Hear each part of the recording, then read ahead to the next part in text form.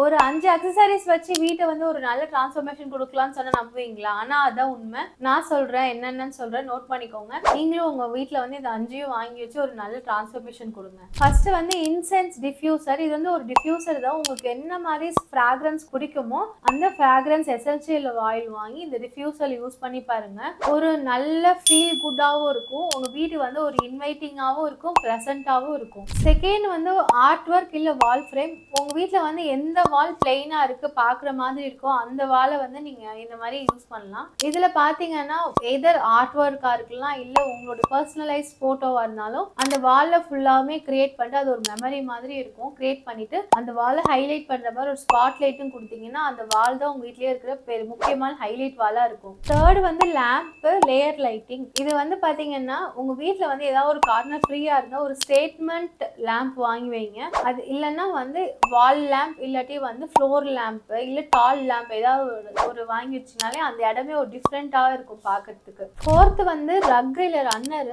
உங்களுக்கு வந்து லிவிங்க வந்து ரக் யூஸ் பண்ணி பாருங்களேன், உங்க ஸ்பேஸே டிஃபைன் பண்ணி காட்டும். அதே மாதிரி உங்க டெக்காருக்கு வந்து காம்ப்ளிமெண்டாவும் இருக்கும். ஃபிஃப்த் வந்து பிளான்ட்.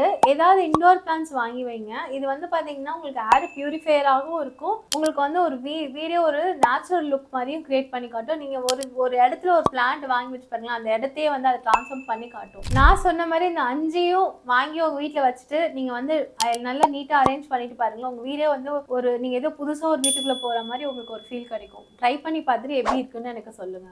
இப்போ நான் சொன்ன மாதிரி இன்டீரியர் டிப்ஸ் நிறைய வேணும்னு நினைச்சீங்கன்னா இந்த பேஜை ஃபாலோ பண்ணிக்கோங்க.